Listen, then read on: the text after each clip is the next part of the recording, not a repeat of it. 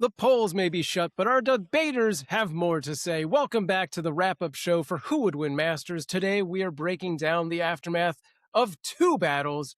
We'll be revealing the winners of the polls, diving into your reviews, comments, and thoughts pulled from the Discord and elsewhere. I am Sam Proof on all the socials, and when we asked you who would win, we have 2 battles. Guy Gardner versus Nova, and of course, our summer tournament of Chewbaca versus Mr. Freeze. Y'all had a lot to say, so we're gonna get into that. But first, welcome to the broadcast. There's too many people. I didn't do specific intros for everybody, but you know them. They've been here before. Welcome back, Delvin Cox, Matthew Dawson, and Joe Slepsky. How you guys doing? Are you ready to find out how you fared in these battles? Delvin, I gotta tell you, start? This Joe guy is so handsome. I might change my vote. Like, he has just swayed me with these looks. Is it too late? I don't know if it's. I think we can still make that happen. Look, I might have to stuff the ballot. Listen, if Guy Gardner's haircut didn't sway you, I don't know why my smooth moves would. Look, it's working. It's working, guy. Keep doing your thing, Delvin. All right, and of course, Matthew.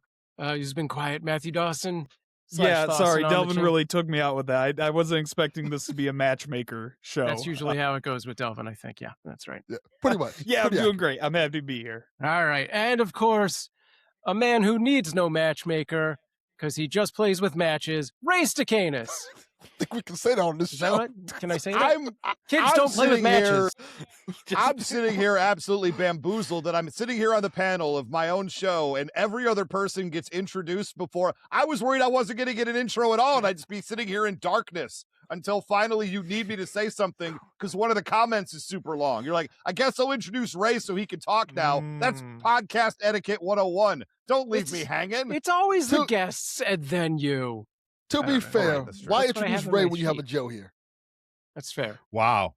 Thank you. I appreciate that so much. I was going to say, Ray, I don't know that you've ever needed an excuse to. We can leave if the two of you just want to hang out. And I'm super concerned that Delvin's going to get to our new commission, our new board, and I'm going to be replaced by Joe Slepsky next week. This is on the table right now. I'm telling you right now, what happened is Delvin saw my comic books behind me, and he wants some of that sweet, sweet inheritance. That is a fact. He wants to marry into that riches. Well, I need some archival boxes. So I already married one person who completely ignores my collection. I don't need to.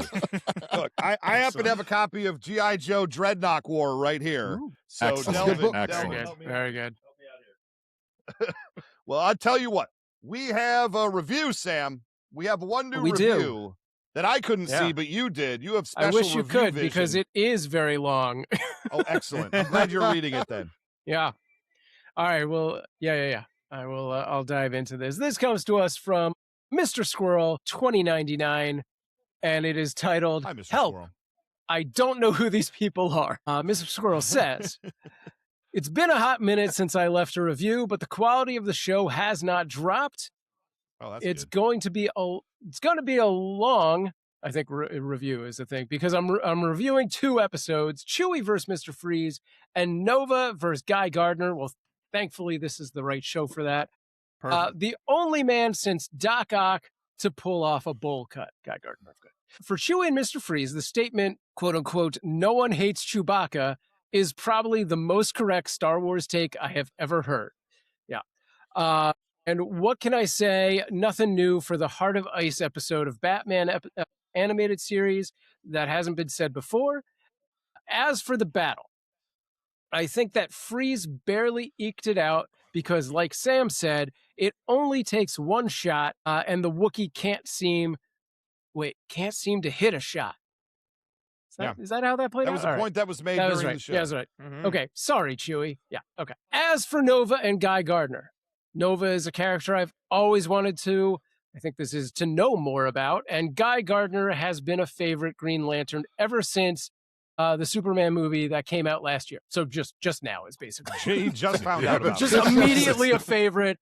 Thankfully, ever since 10 months ago. Instant classic, living my life by this idol. Oh, man. Needlessly to say, This was a battle I didn't know I wanted until I got it. As for the battle, Rey undisputably won the argument. Oh, how about that? Despite that, I think that the mixture of the two rings of power and the fact that the only losses that Rey could pull out were Parallax and Batman, who regularly fights up his weight class, I will have to give it to Guy. Sorry, Rey. As for upcoming battles, there you go. Wait. That was a twist within the review. All right, yeah, it was. Yeah, that's right. I didn't know Like, my that was was up me in where the those first words were half. going. I thought he was saying that I Nova also, won. I accept it. I fully sounded- refund my thumbs down. What kind of Night Shyamalan twist was that? It was. Hang on. He was a redhead the whole time. Oh my gosh. which we just immediately learned right now. All right, one small paragraph left. It says, as for upcoming battles, I cannot wait for Daredevil versus Killer Croc. I will Good news. suggest that you do either a Batman Beyond versus Spider-Man 2099 or a Groot versus Treebeard battle. Love the show. Hashtag bullcut. Oh, by the way, he spelled bullcut as bullcut, which I just ignored because dyslexic. But in the hashtag, it again says bullcut haircut, which maybe that's a regional thing. And hashtag Sam's Wookiee impression. Thank you. Excellent. You're Excellent. welcome. Well, excellent job. I like Groot versus Treebeard. I'm not sure That's that a great idea. I'm not sure I think Treebeard can really stand to Groot though. I But it's like the interesting. idea, but He I has would a take Groot in that. tree beard. You think He has a Treebeard? chance. I think You Groot think? curb stomps him real I do. hard. Now, I He's love got the so many matchup of specials. tree guys. Like he's got way more like abilities and feats and whatnot, right? Like, Even But if you give Treebeard's Treebeard the got hobbits. hundreds and hundreds and hundreds of years of experience. that's fair. Yeah, but I am Groot.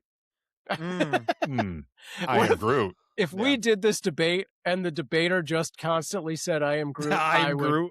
I'd for be 30 fine with that. minutes. That would That'd be be good. amazing. And I still think he'd win. Well, Sam, how long is April from now? It's what 10 months away. Don't worry about that. Yeah. I think we have time to pull it off. Time to consider this thing People right here. But and for you- people to forget that I mentioned it. Yeah, Correct. I love that. Yep. Nope. I think we're nailing it right now. Let's sweet. let's All right, talk moving on. about let's jump it over to the Chewbaca versus Mr. Freeze summer tournament battle between Already? and I said to Oh, myself, I said, I'm gonna book debaters for this who are great and also as many West Coasters as possible. And then when I actually booked it, I got like no one in Los Angeles on the list whatsoever. Great job, me. Correct. But amazing debaters, though. Give them They the were great. props. Amazing To be fair, debaters. yeah. Look, I think it's just Chan and Gina. Oh, and William Schmidt. So I guess think we had at a this few. point it's you who has to move. You're I think- outnumbered. It could be. All right, pretty folks, accurate. you heard it. You heard it here first. I'm going back to Livonia, Michigan. Here we Wow. go. Where Welcome back. in Michigan? What side of Michigan is that? That would be well, as we all know. Do the hand. You can just Yeah. look right here. Okay, it's in the bottom southeast of thumb. Michigan, just to the west of Detroit proper. Detroit. Yeah. Okay. You've All right. heard of 8 Mile. I grew up on 6 Mile. So, we're just right. We're gonna say like 73rd there. mile. But okay. You could Matthew Dawson, Matthew Thawson. you go. That's a fair statement, right? Yeah. Yep. You're a nope. Michigan guy. Yep. We Alright, always alright. have a map on hand, literally. Literally. Ah, There it There's a- is. Well, I'm gonna get the drum roll ready Let's do it. if Riverside will let me. oh yeah, let's press some buttons. Let's see what All happens right. over here. And we're gonna So, do, of course, the Mortalverse poll. This is the unofficial poll run on Matthew Thawson's Discord server that is released before the podcast, the episode is released. Generally before people even know who's who, but with the tournament, everyone knew who was repping the characters in advance. So yeah, this is the unofficial poll. Mortalverse Chewbacca versus Mr. Freeze. And the winner, with 88% of the vote, goes to Mr. Freeze. Oh. Ah. Not a shock to Matthew Dawson, who happened to run. Well, it's Matthew Dawson's Mortalverse. own. It is own my Discord. server, and it is a DC Comics server, so I will take that with a grain of salt. Also, I may have All right. threatened everyone, and Isn't the Delvin 12% Cox that didn't also vote for on me that are no server? longer in the server, no longer a problem. Okay. Which is me. That's crazy. Which That's is right. Delvin. He is no Delvin has been banned. Yes. Infinite kick. All right. The But official. those are the unofficial. Those are the Yeah, unofficial now- results. This is the official Patreon poll. This is for all the marbles. With 64% of the people's vote, Mr. Freeze takes it. Powered There you by go. Riverside FM. Let's go, Great. baby. Power by Riverside. Howard Thank you, This is Riverside. closer. Thank you. Closer. There you go. That's accurate. This is the Wow. worst soundboard in history. I don't know what we're doing here. I do not know at all. Anyway, congratulations to Matthew Dawson and Mr. Hey. Freeze, who will be Matthew. You'll be moving on to the super powered second round of the tournament. Delvin Cox, regrettably, pack your knives and go. Your tournament ends here. Sorry, I was watching Top Chef earlier, and it's just it stays with you, man. It does. That's good. First up, they always like to say the best story comes from the loser's locker room. So, Delvin Cox, talk to me about how you're feeling in this moment. I feel like I had the votes. Then I didn't have the votes. Yeah, to be fair, when this That poll seems started, Delvin Cox got about off to right. a big lead early. And I Yeah. think Matthew Dawson might have done some campaigning or something because It's possible. Delvin went from having a big lead to not having a big lead anymore. Matthew Dawson, how many of these new accounts that we've had join Patreon are you? I will tell you one thing. And the day it posted, Ray texts me, polls up, whatever. I go check the poll. Delvin is dominating me. Mm-hmm. And Mhm. I texted Ray, yeah, I'm gonna need some luck. And then I think those were people that just love Delvin, went and voted, and then the people that voted later listened to the episode. Interesting. What happened was- snap. Wow. Look at The that. mail-in Wow. ballots came in late. That's right. See? No, right. you don't Should even have know. stopped the voting. I had Delvin Cox right here in my text message, and he goes, "Stop the count." So unfortunately, we had to let it go. That's right. Delvin knows this story, but I only campaigned one person, my wife. I said, honey, you have to listen to the show and you have to vote. And she said, I'm not going to listen to the show. I'm going to make a Patreon and vote for Delvin. Yes. Well done. That sounds about right. Great. Well done. And I campaigned and lost votes. Yeah. I just retweeted the episode like, nah, we're changing our vote. Like, what happened? I didn't even say anything. This is interesting. I think the comments are going to be really back and forth on this one. I guess we'll find And out. you know, so Matthew, we'll have you back for a the whenever we finish the first round, we'll get you back for a second round matchup deal, and look forward to that. So here's our tournament comments right now.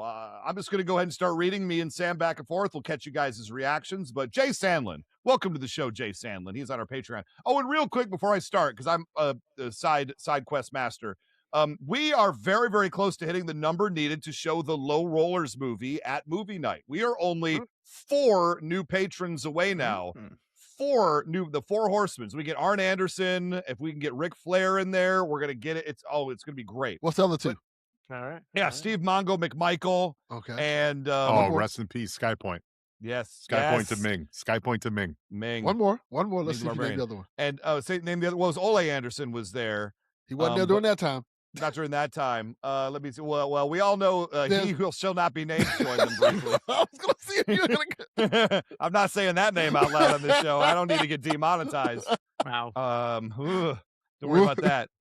Kurt Hennig joined them for a cup of coffee as well. And Jeff Jarrett.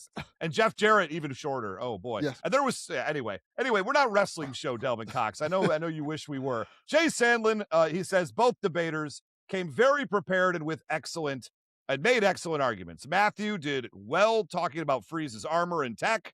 I think his strongest argument was the AoE effect his ice gun can have and how Chewie hasn't always stood up to the cold. Delvin argued Chewie's natural strength and his tech with the bowcaster, but in the end, Delvin convinced me with the bowcaster, as I do believe it would pierce Freeze's armor, and much like Han, Chewie shoots first. First. That's weird Alright. because I've seen that movie and he does not shoot first. He very clearly shoots Just hanging second. around, being like, oh, He shot. oh, I should Yeah. shoot. Oh. I think about getting a tattoo that says Greedo shot first, but I also don't want to get beat up everywhere I go, so I'm probably going to avoid that. Yeah, you might shouldn't do that. That's fair. So, Delvin, that's a vote for you. That's a vote for All right. you right there. Move on. We got All plenty to right. get through. Nate You got a lot. said Delvin brought it with what has to be one of the hardest characters to use in this format. I think that Matthew needed to focus on more. I think what Matthew needed to focus on more was that the ice could hold Chewie, and I'm not sure if that was even possible. Great job by both debaters. There you go. And Sam, Okay. you skipped one there, so I'm just going to go back What? really quick, and What are you then we'll talking go back about? to the people. Oh, I did skip John one. Shanks. I'm sorry. John Shanks. Poor John Shanks, man. He works so hard, gets on Patreon, makes a comment, and then Sam I'm just not going to read Just that. out What here is stabbing happening? people. It was John right Sh- after a Jay Sandlin. I was like, they're both JS. So it must be the same one. So I Well, just, JS, you know what? just That's kept poor scrolling. formatting on my part. There you I go. went in thinking Chewie had this. He says, still thought that by the end of the first round, but then Matthew flipped me with his arguments in round 2, and by the end of round 3, I was torn. Ultimately, the power armor and multiple gadgets and weapons had me choosing Victor as the victor. Oh, I see what you did Wow, there. very Very nice. clever. Oh, look at that. That's We good. like I Stab wordplay. to the enjoy heart, that, John you know? Shanks. Yep. That's it right there. So right. far, we've got some Delvin one. We got some. I thought Delvin would win, and then I changed my mind. Joe, you did not hear this episode, but do you have a thought on Mr. Freeze versus Chewbacca? Yeah, I didn't know there was homework, so I apologize to the two gentlemen with me. I genuinely did not know there was homework. I specifically No. said, Ray, what do I need to prep with? And he could have done me a solid and said, oh, give this a listen. I could have done that. Look here, So Joe. gentlemen, I apologize with all respect and honors. That is a tough fight. I think with the Chewie, I would have leaned heavily on his time on Hoth, where we've seen him, hold up to the elements. It's tough because so much of what Chewie brings to the table is tied in with the Millennium Falcon, and I believe your rules would have ruled out the Falcon. That's right. Because he's a tremendous pilot. But that bowcaster packs a punch, and ultimately, Mr. Freeze is just a regular human in a costume. So I guess it matters on if he gets the drop on him, whatever. Having said that, one hit from the freeze ray we've seen for almost anyone is pretty brutal.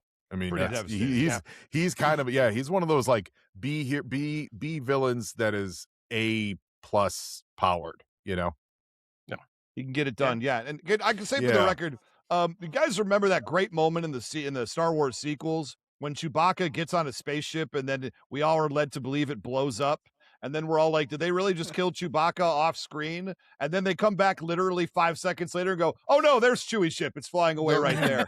Maybe some of the best writing in the history. Don't get me started on those movies. I don't know why you'd want to remind us of that. That is a whole other podcast that you don't want to open up right now. I tell you. That's just a bad. And Matthew knows this. Terrible. Yeah. And then they didn't even have the balls to totally wipe C-3PO then. You can't, in the same movie, you can't give us the Chewbacca death fake out and then not actually cause damage to one of the OGs. It's like C-3PO should have been wiped because they tried to fake us out with Chewie. Yeah, somehow Chewbacca returned. Yeah, that's right. That's right. Somehow the Wookiee lived. I am prepared to have my own new podcast called In Defense of Star Wars Episode 9. I think that's a movie that gets too the much whole hate. podcast is about one movie. That's it, one movie, and I come back and argue with somebody every episode week. is 2 seconds of the movie, frame by frame. Yeah.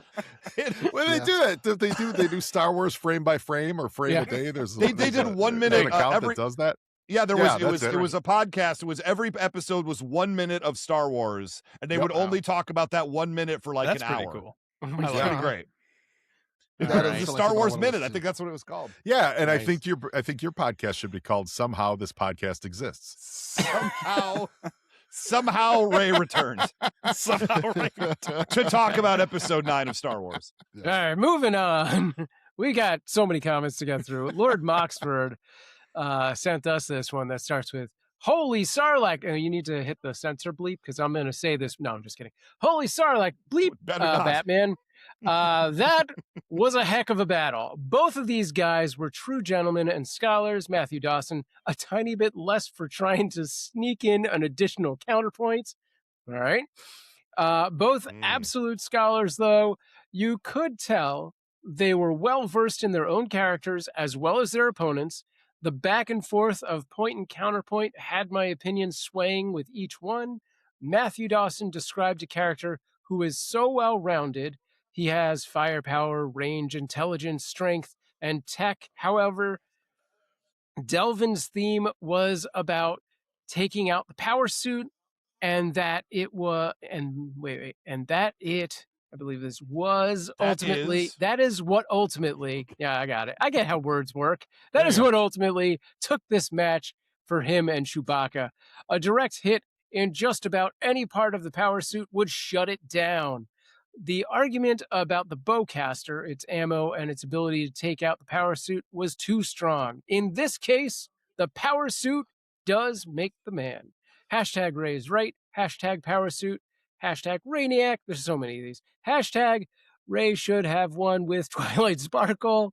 Hashtag it's called a bandolier. Matthew Dawson. Hashtag Sam's decision song is an absolute banger. Okay, that's hashtag enough. Yeah, all of that. All of that is true. Ray should have won with Twilight Sparkle. I don't know what's wrong with you people out there. I mean, I really thought that the fan vote, even though Sam voted for Lobo, I really thought the fans were going to have my back on that one after previous injustices. And I'm just going to turn this about me and Twilight Sparkle. It has nothing to do with it's you guys Lobo or anymore. no go. I'm just deeply disappointed. Came in, baby. I didn't know I was signed up for a brony podcast. Oh, that's how we get you. You know, I mean, Delvin, I have a terrible reputation, but I do have a reputation to uphold here. It's terrible. That's right. Well, let's grab a couple more quickies here. Lena Liddy. Hi, Lena. Thank you for joining us again. Mr. Freeze thrives in Gotham. You really think a galaxy far, far away is going to get one over on him? I don't. Chewbacca's cool, but I feel like Freeze might have the tech advantage. Bonus point for Matthew's Arnold Schwarzenegger impression. There you go. There you go. Thank you. Very right. I was very upset that Delvin's Chewbacca seemed to have gotten cut out by the microphone Yeah, at the start.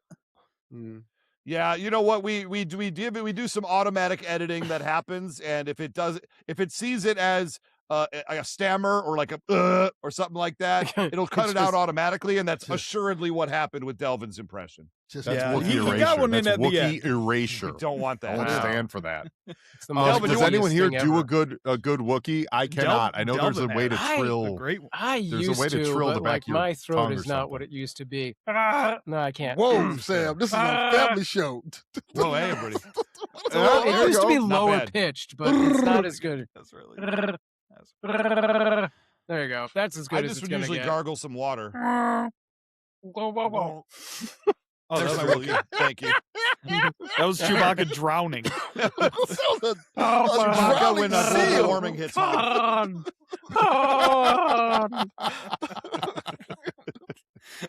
Delvin, you want to try one for old time's sake and see if it gets cut again?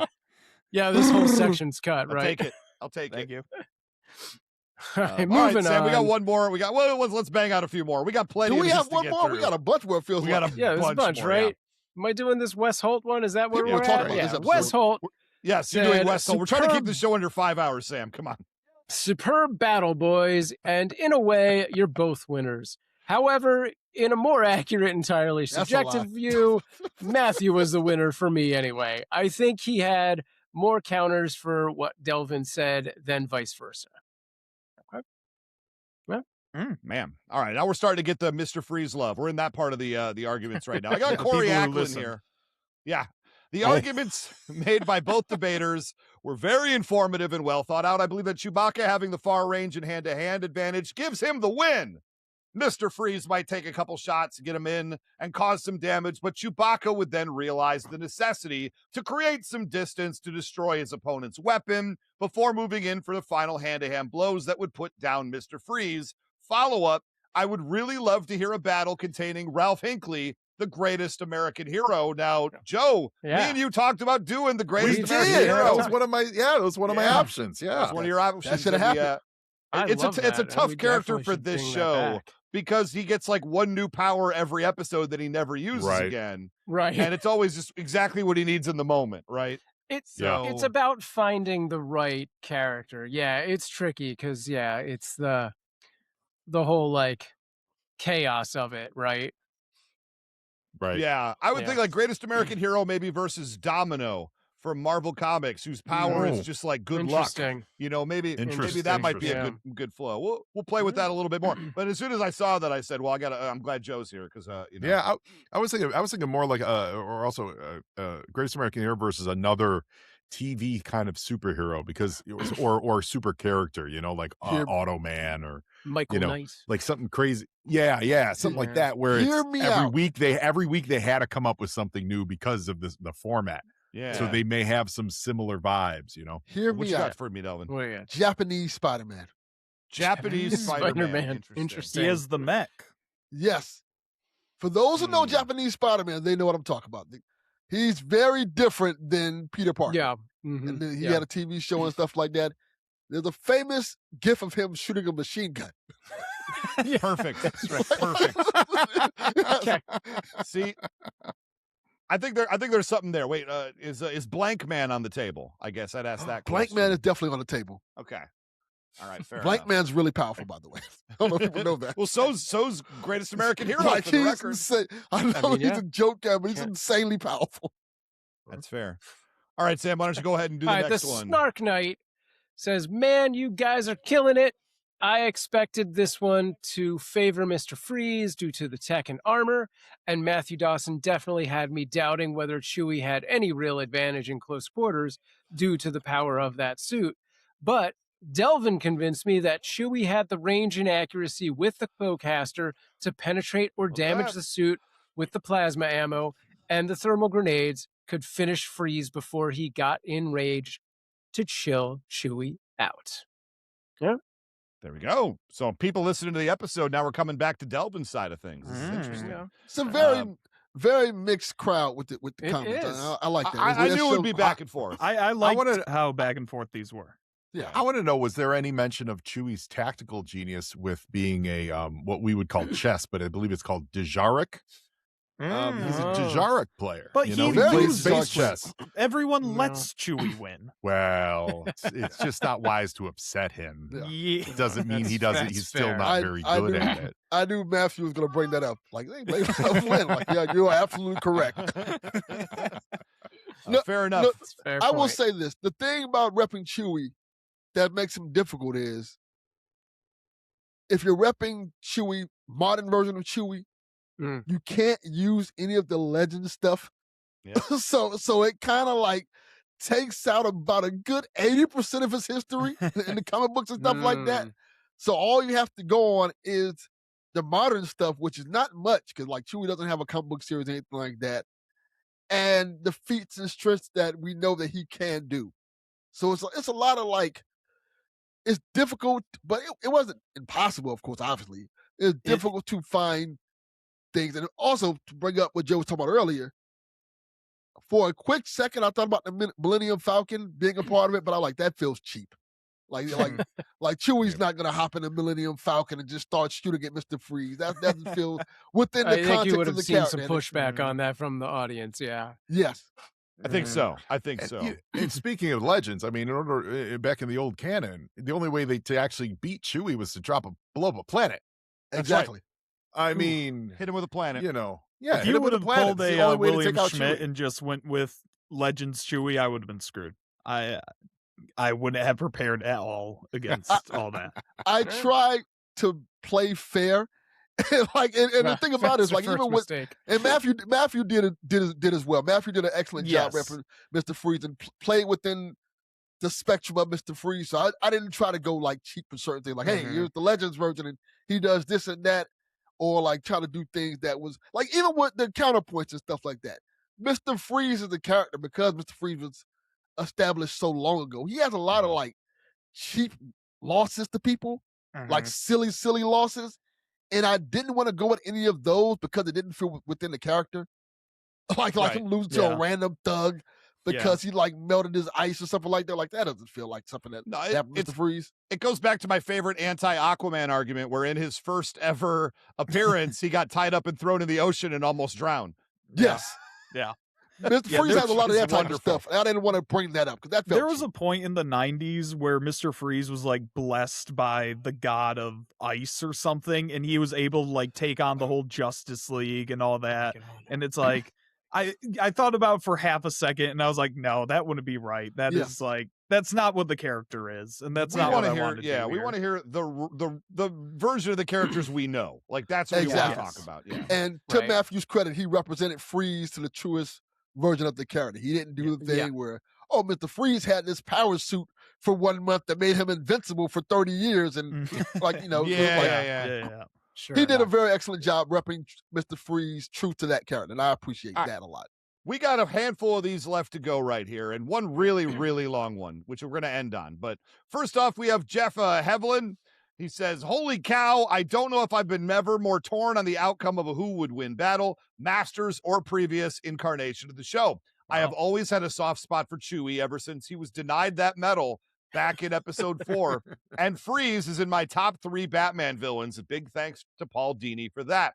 All things considered, I have to give my vote to Mr. Freeze. He comes in with a huge tech advantage and having gone toe-to-toe with higher caliber of opponents. Chewie's awesome, but unarmored and tends to fight as part of a duo or group. Plus, Freeze has seen laser guns, but Chewie hasn't seen anything like a freeze gun outside of the carbonite chamber on Bespin. One blast from the freeze gun can immobilize at least part of the Wookiee, and if not, end the battle right there. There's enough doubt about Chewie's proficiency with the bowcaster to make me wonder if he could headshot Victor and be done in 1. As much as it pains me, Mr. Freeze has what it takes to put Chewbacca on hold. What? I'll leave the ice puns for Sam and Matthew Dawson and Arnold.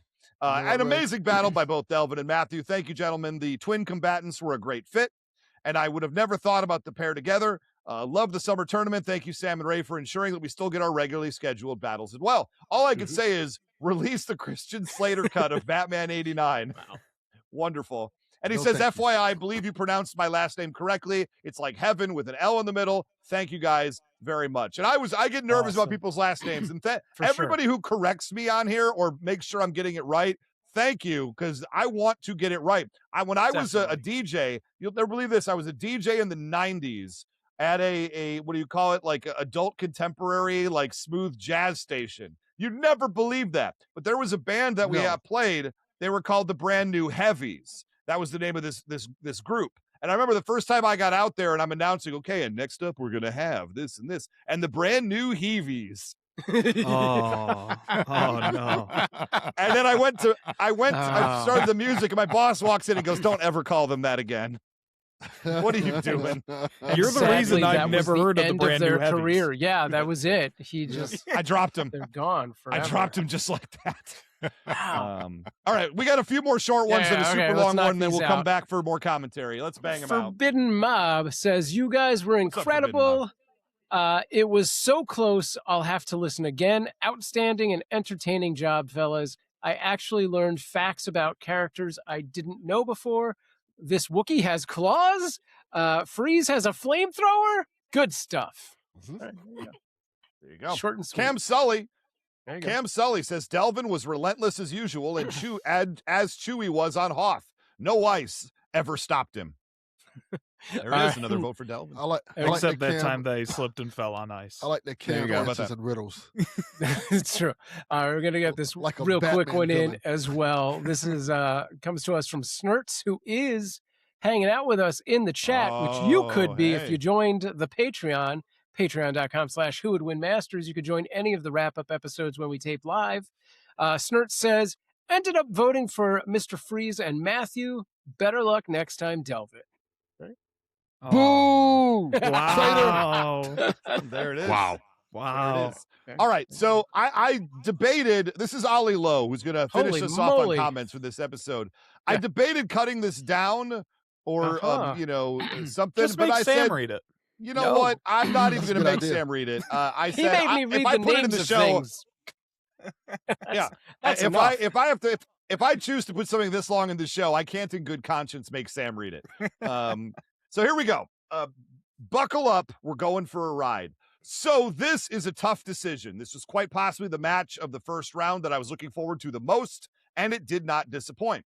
Unlike the previous tournament battle between Raphael and the Toxic Avenger, I have a bit more knowledge about these characters and a bit more invested. I was thinking that there's a genuine chance both combatants walk in and underestimate each other. Freeze sees Chewie and imagines a big dumb beast. Chewie sees Freeze and thinks he's a droid. As one of the debaters pointed out, I don't remember who. Both would be in for a surprise where the other turns out to be more intelligent than expected, and I think some salient points were made by Delvin as to the potential potency of the bowcaster. However, I think Matthew did manage to cast enough doubt on Chewie's accuracy with it and caught him out in the attempted obfuscation when he said only a Wookiee is strong enough to use it. But we all saw Han firing it in The Force Awakens, arguably more successfully too, as he was picking off stormtroopers with very little effort. So it sort of implies that the weapon doesn't have that much kickback, and it's not that inaccurate when used by a good marksman, which I think was proven over the course of several films that Han Solo was. Which takes me to my next point. On the subject of The Force Awakens, how different would the following two movies have been if Chewie had shot Kylo Ren right in the head? We all know Wookiees are emotional creatures. His best friend had just been gutted, both figuratively and literally, and Chewie looked pretty annoyed about it, I guess. Either Chewie wasn't aiming for the kill shot, and given the circumstances, why wouldn't he? Or he was aiming for the kill shot and just missed badly. I thought this argument helped Matthew a lot. Also, if the bowcaster is that powerful, shouldn't it have incapacitated Kylo Ren for a bit longer than it did, given he was leaping around fighting Finn and Rey about 40 seconds later? And if it's that powerful, shouldn't it have just blown him up into two pieces? I know stormtrooper armor seems to usually offer all the protection of wet tissue paper, but I don't think Kylo Ren was wearing armor. We reached the halfway point. Compare this to the power armor, which is a pretty big advantage for both strength and protection, given the examples Matthew gave on offense and defense. If Kylo Ren can tank a bowcaster shot, I'm sure the power armor can take a few blasts. Maybe the bowcaster does get through it. Maybe it takes a few shots. Maybe it doesn't. I don't know. Up is down. It was said plenty of times in the old version of the show that laser fire in Star Wars is actually a lot slower than bullets. So maybe it doesn't go through. Or was the recollection of that resulting in intoxicating mind fog? Who's to say? Look, Delvin made the point that Freeze has been beaten by the Joker, which is not necessarily a negative, given, like Batman, the Joker is pretty good with prior knowledge and prep time, which he has plenty of. I don't think that necessarily is going to be a factor in this battle either way. Environmental control is a pretty big advantage to have. And while I don't think the flamethrower part of the freeze gun is going to be his first port of call, it could still come into play. As Matthew pointed out, Chewbacca isn't fireproof or cold-proof, because he's absolutely right about Chewie complaining about the cold on Starkiller Base, or lurking in Echo Base when it was probably ever so slightly warmer, while Han rode a Tauntaun out into the snow. I mean, would Chewbacca fit on a Tauntaun? I guess we'll never know. Would the Tauntaun even want the Wookiee on its back? These are the questions nobody ever thought about asking.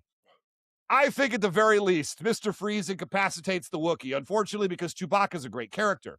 That freeze gun is a lot to get over on without prep time. I think for Chewie's bowcaster to get through, he has to land at least a few accurately sustained shots. With what Matthew described the freeze gun does, I don't think Freeze has to be anywhere near as accurate. Land a glancing blow, and suddenly Chewie's armor leg is frozen. He can't move, and then Mr. Freeze hits him with all the force of a falling moon. P.S. Wow. I don't think that there's any doubt samurai swords make you cooler. Although it's a shame they weren't sponsoring the Bride versus Leatherface episode, great point, as that would have been a neat little tie-in.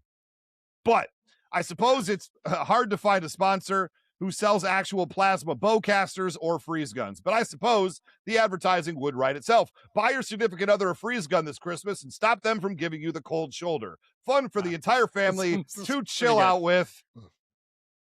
Thank you. That was the entire comment. It is PPS.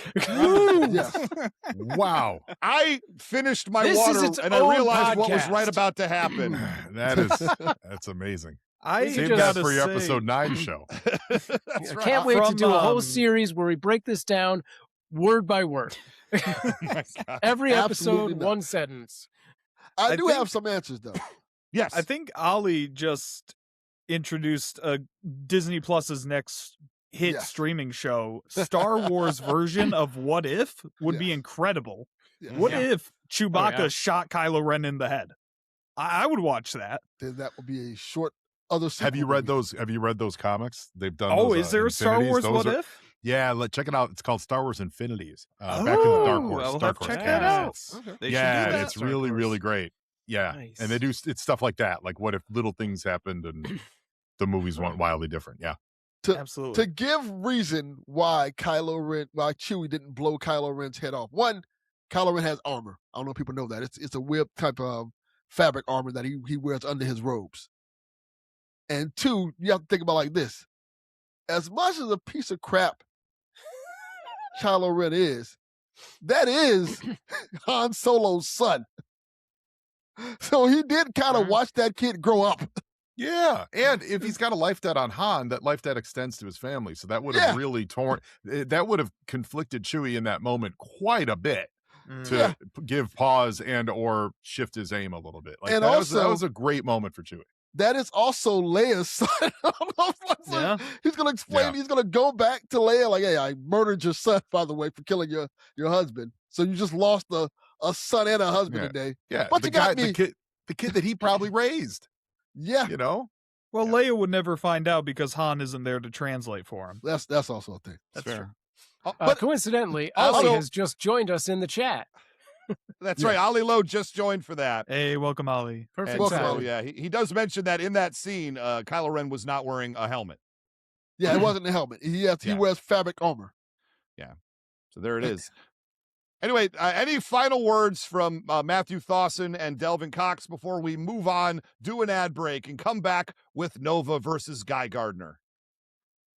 I was really nervous because Delvin had the last word. And what Delvin used for his point number 3 in his last word, and maybe throughout all his points, he used the Ant-Man movie technique of saying a scientific fancy word that made me really nervous. Because this guy, he loved the word plasma in that episode. Plasma. And I had no Wow. rebuttal because I was like, yeah, Mr. Freeze is bulletproof. He's tanked acid, arrows, batarangs, whatever. And Delvin just kept saying, well, plasma. And I was like, Yeah. I That's don't not think bullets. he's ever tanked plasma. I don't know. Yeah. There it is. It's like, what even is plasma? I was like Googling what is plasma, trying to find They some make answers. TVs out of it. It's a fake element. It's a fake element. What have I been donating down at the local No, center no. all these years? I can't say that joke on this show. That's different. Well, on that Absolutely. note, we're going to put the Mr. Freeze versus Chewbacca Donating. episode to bed. Don't worry about that. We're going to come right back after these important messages. Enjoy all our sponsors. Go support them. And we'll be right back to talk about Nova versus Guy Gardner.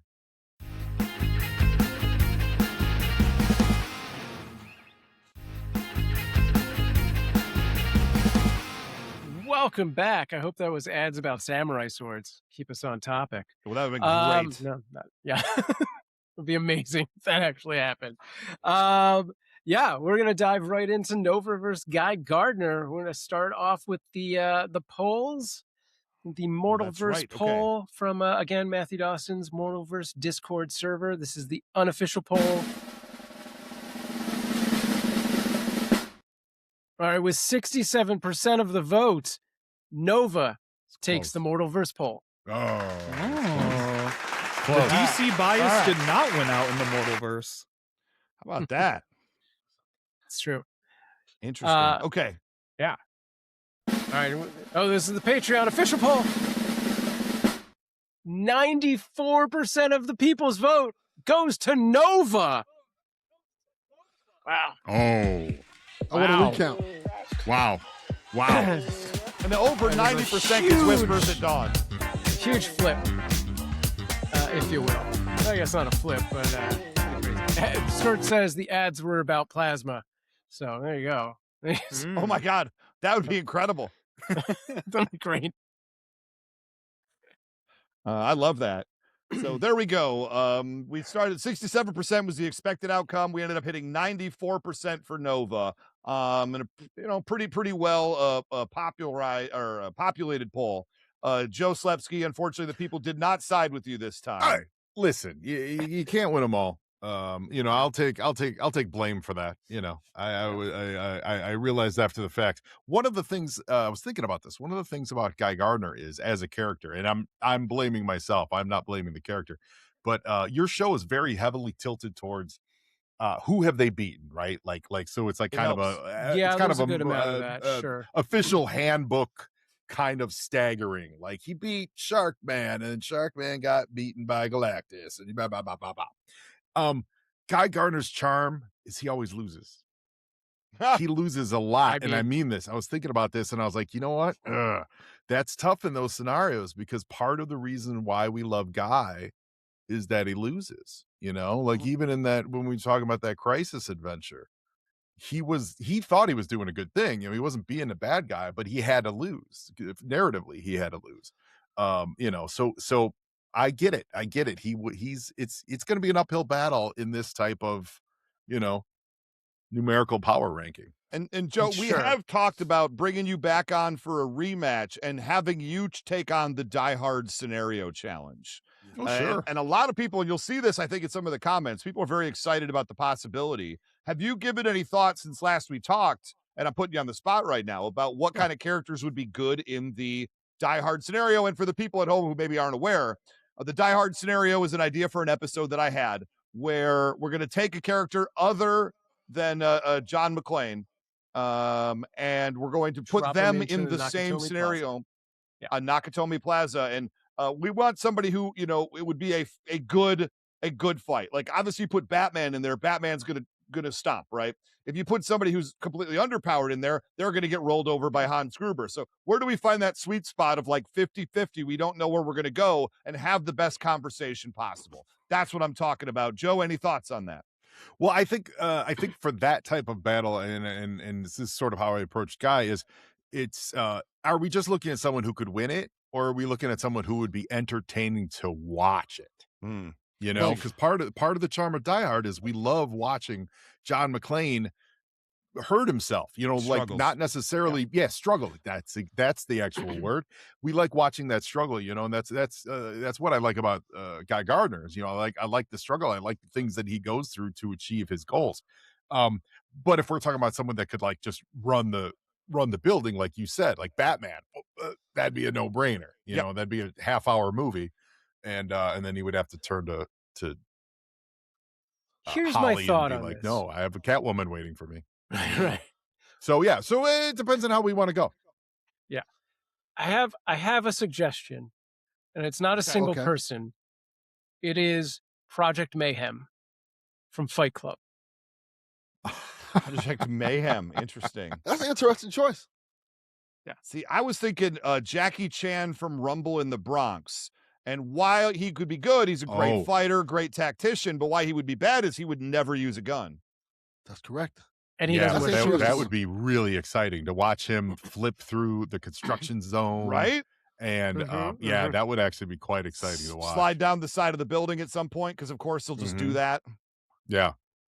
Interesting. Yeah, that'd be exciting. So I think once whoever we land on, I think we'll have to kind of figure that out. Are we looking to game out what would be the most interesting and kind of funny, fun, exciting? It's got to be thing exciting to watch. and fun. Yeah. It has to be exciting enough where that person can actually either win or lose. It can't be like he's guaranteed to win. Like Batman is guaranteed to win. Right. Yeah. Exactly. Daredevil's gonna win. For sure. Yeah. Interesting. So thankfully we have until Christmas to figure this out. That's a Christmas episode if ever I heard one. Kevin McAllister. See, I said that last year. We did talk about that. Talk about that, yeah. That's fair. All right, we'll tell you what, let's get to the comments, because this is already the longest show in history, and we're like not even close. For sure. Yeah. So I'm going to open with Ali Lowe again. Ali Lowe, he got the first comment. I thought put him back to back. It's another long one, but not that long. So I'm just going to take it. Here we go. Ali Lowe says, so this was interesting. Joe definitely had a love for Guy Gardner, and that was definitely on display. He showed a lot of knowledge about the character and quite a bit of enthusiasm, and that's always infectiously enjoyable. Plus, I could listen to his voice all day. However, going into the history of the character for the there you go.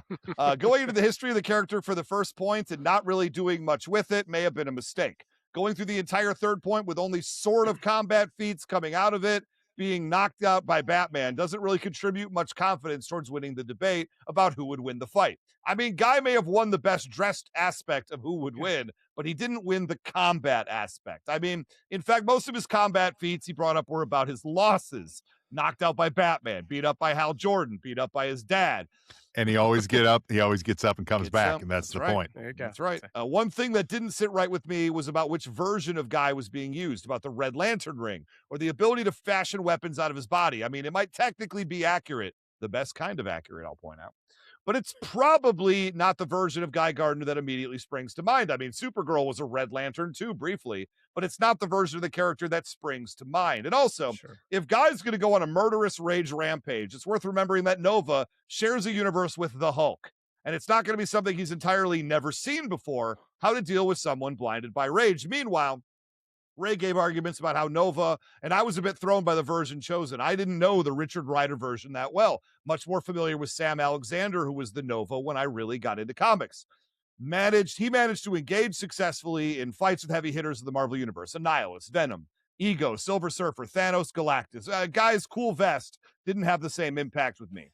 The world mind is fine as an argument. It's just not the same as having another character telling the combatant what to do. I wonder if it could ever even hack the Green Lantern ring, and while possibly not outright shut it down, futz with it just a little bit. Just a thought. But I mean, I feel like other debaters might even have devoted a full point to the Green Lantern ring itself. But there's a reason why it's regarded as one of the most dangerous weapons in the DC universe. Another victory for Ray. So there you go, Joe. Signed, Ray's mom. That was Ollie Lowe. That was Ollie Lowe, who has been accused of being my daddy in one battle. So I have a question, because it was brought up, I think, during this episode about the Green Lantern ring and Oa talking. There was the conversation ended up on Bruce Wayne talking to what his name is, Batman Beyond. And Batman Beyond, yeah. And I was in my head, I'm like, why should that be against the rules if he's just only offering tactical support? Because technically, if you're getting technical support like from Oa, that should be the same thing as Bruce Wayne talking to your headset. I feel very strongly about this, and it specifically for the case of Batman Beyond, only because, like Cortana to Master Chief, Bruce Wayne being in Terry's ear is so like intrinsic. I agree. That's what I was thinking. Word to the character, where it's most of the time, sure, you're not going to let Captain America be in Spider-Man's ear because they talked once, but Bruce is always in Terry's ear. Yes, Green Lantern doesn't get tactical advice from Oa, but Nova gets tactical advice from the world mind. That's why I was trying to figure out the difference. Yeah. Guy Gardner's is on it. He's his own man. He can stand on his own 2 feet. He doesn't need, Joe, you're not helping your the case. world mind. I think it's different. I think Joe, we're trying to help you. You're throwing our points away. This is why you lost, Joe. That's fine. We're trying to help you. And you're the vote's already happened. There's no more. There's no more battle. It's over. People can yell and scream on Discord all they want. But, I don't think Bruce Wayne should count for a Batman Beyond battle. And I say because him having to fight on his own merits and him having Batman tell him what to do every single step of the way, to me, that's outside interference. I still feel that way. In the same way that Nova and even Black Panther having the spirits of those who came before him, I don't see that as the same way as having somebody directly in your ear being like, throw a right hook. It's like when in the new Superman movie, when Lex Luthor is literally calling the shots for that guy. I don't necessarily think that's that guy, the Superman clone. Spoiler alert, you should have seen it by now. But having Lex Luthor in his ear calling the shots made him win the fight, and it was also outside interference and cheating, and it's Lex Luthor doing it. So why is it okay when Bruce Wayne does it? I think, as someone who just recently rewatched all of Batman Beyond, which is just a fantastic show, Bruce is not actually in Terry's ear as much as we remember it. Is that right?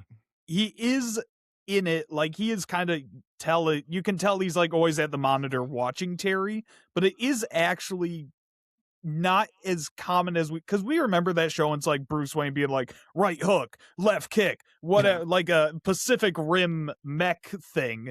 Yes. But Terry does act very independently in that show, and I don't mean to make a podcast that's longer to to rant about Batman Beyond for an hour, but I will.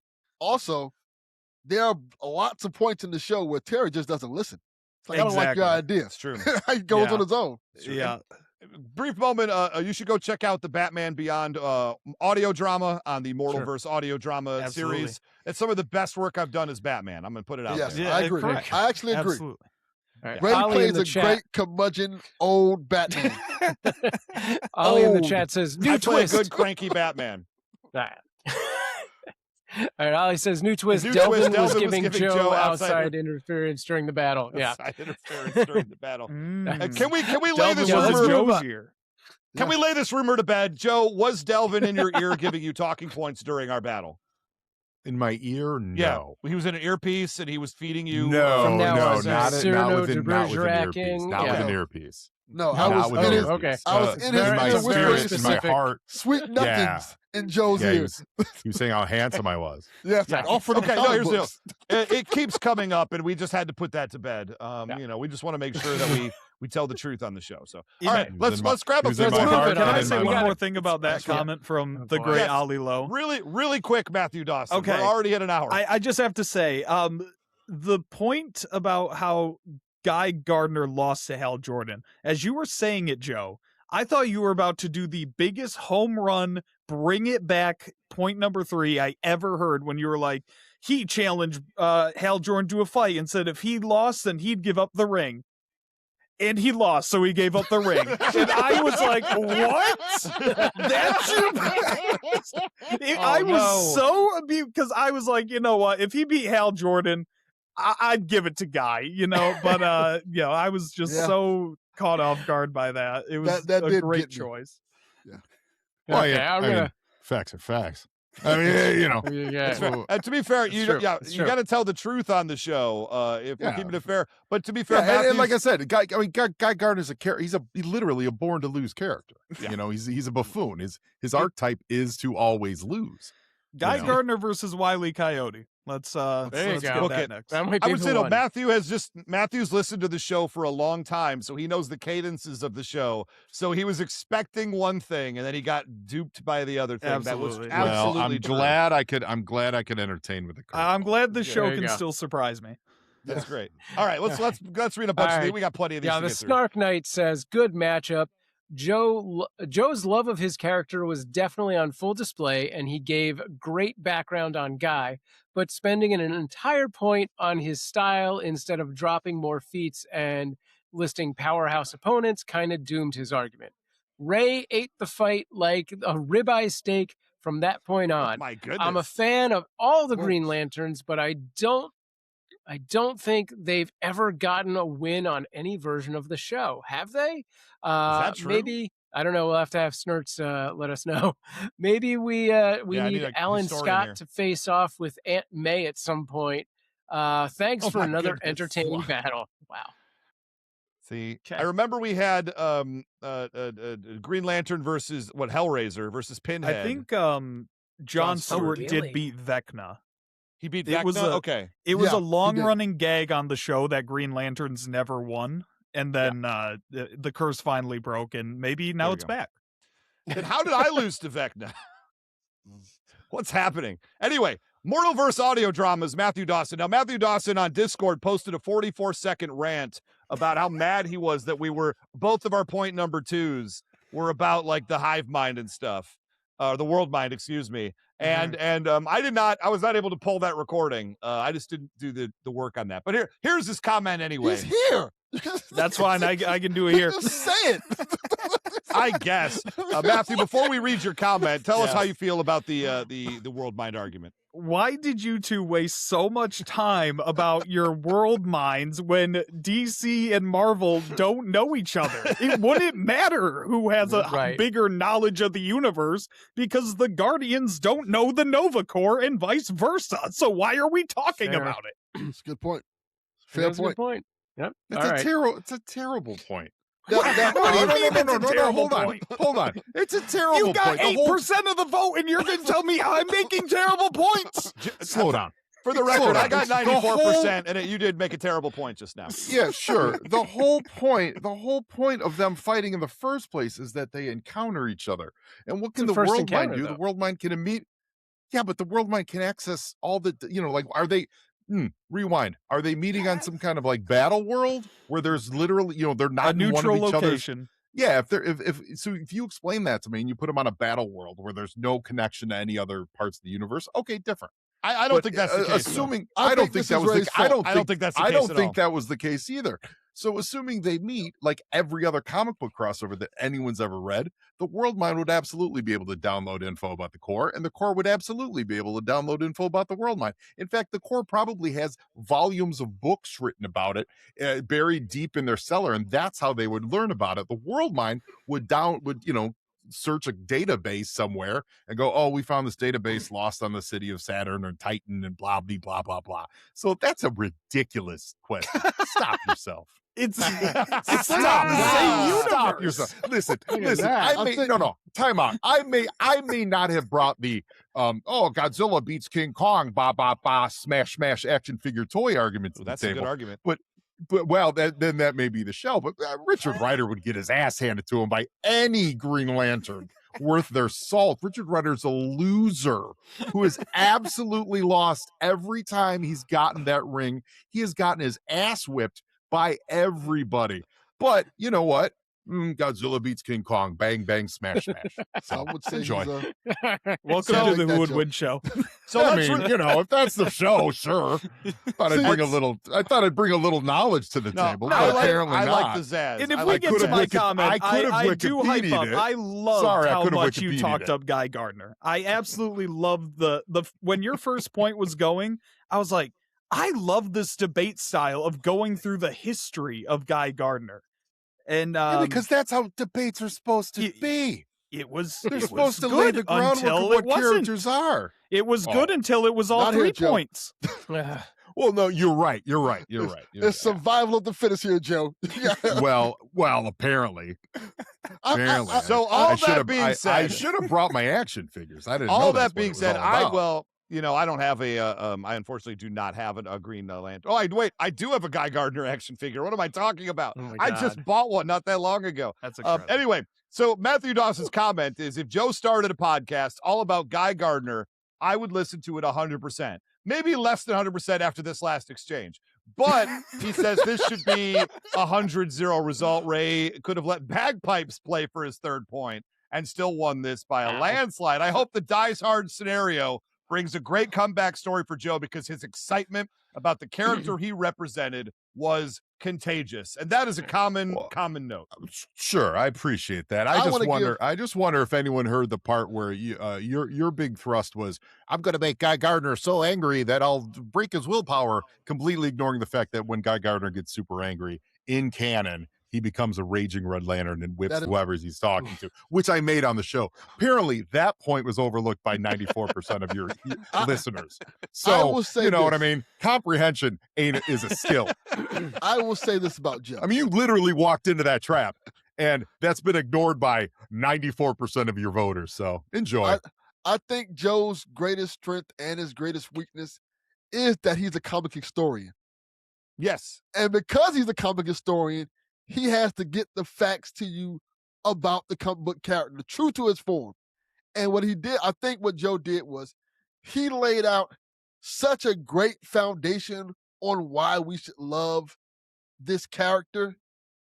I mean, and like if I was listening to this, like, the whole concept of this show should be that if you listen to these characters be talked about and stuff like that, it makes you want to pick up a book and read about them. Joe sold me on this character. Yep. Good. And I think that's great.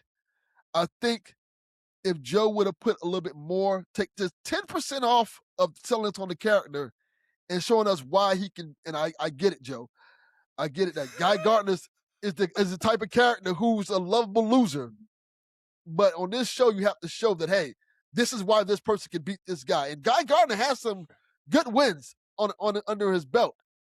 And I think if you'd have focused a little bit more on that, you could have kind of swayed the audience. I think the first. Well, I appreciate what you're trying to do here. I'm going to go on a limb and say I regret nothing. I regret absolutely nothing about the You shouldn't. conversation. No, the one thing I do regret not doing, honestly, is going back, checking out a Wikipedia, and literally just ranking giant things that he's blown up. Because helps. that, I mean, well, it obviously does, and I felt I was bringing, I must have brought a knife to a gunfight because that would have taken me 5 minutes instead of 40 years of reading and understanding comic books. So This you is the take fire. your wins, you take your losses, right? This is the Yeah. fire I was expecting from this you go. episode. And now we're going to let's bang through a bunch more of these Yeah, comments. let's here. hit a We've still bunch got of plenty these. to go All right. through. Jeff Hevlin says, I can only reiterate what others have said. Joe came in with the enthusiasm about the character, but spent too much time on haircuts, vests, and history. When this battle was announced, I thought it would be a slam dunk for Guy, but Nova's impressive wins, powerful costume, and world mind access easily tipped the odds in Ray's favor. Costume. Costume. That does seem like a double, yeah. Best, Time out. I costume's fine, vest, no. thought we weren't talking about fashion, though. I I thought love this. fashion All talk right. was an anathema to your listeners. I thought that really turned off the Apparently. listeners Oh, to my talk about God. fashion. It's Let's only go. sleeveless Apparently, vests. they can't make yeah. up their mind. If it's blue and yellow with bright, shiny spangles, that's a win in their book. All right. He says, not to mention, in a prolonged battle, Guy's ring will need to be recharged at some point, giving Richard another man. opportunity for victory. Much like several former combatants, Joe may be able to return and win the next battle, and the Die Hard scenario sounds amazing. Quote, now I have a machine gun, ho, ho, ho, quote, end quote. Great job to both Joe and Ray, and thanks to Sam as well. Hang on. Hashtag Raise Red. Hashtag rules song, please. Hashtag International House we of need a rules song. Lanterns. That's it. Okay. There we go. Joe.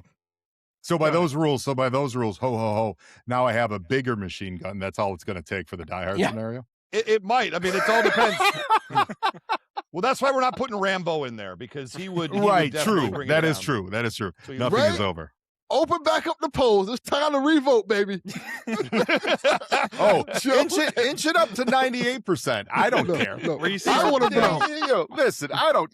I It's- think I'd it's get called- dumped it's- on. No, stop it. Here we go. Stop it. Also, Cam for Sully, the rest yes. of time, can we get rid of the Green Lantern's ring is going to run out of charge during the battle debate? I Depends hate how many that times I'm argument. opposing him. I agree. hate that debate. I agree. I mean, yeah, it depends. That sort of depends on the era and the iteration, but also he has a thing he can recharge it. Are they fighting over 24 hours? Yeah, Exactly. Well, and that's the thing. And me and Joe talked about this too after the battle was over, and he said, you didn't mention the weakness to yellow. And I said to him, I've tried before. It just doesn't work. It's too Yeah. easily countered at this point. I've debated too many Green Lanterns. Also, Yeah, but I would say, I mean, in defense for that, using that, you're like your entire power set is yellow, Right. So it depends, but it does depend on the era. Are we doing Guy now? Which if we're including the Red Lantern, it is Guy now. They've gotten over the yellow impurity. But That's if we're it. doing like vintage Guy, then the yellow impurity would 100% be in play. Sure. But it's like 100%, yeah. as soon as I say, oh, he's afraid of the color yellow, all Joe has to say is, well, not anymore. And I've wasted all the time that I spent trying to build that point. and So once I hear it's- that point, I'm like, that's terrible. Yeah, it's not great. It's because it's part of the history, but it's not a great part of the history. Well, no, it is. I mean, it's not that he's afraid of it. It was literally the weakness. It was, Yeah. it was nothing. It was nothing.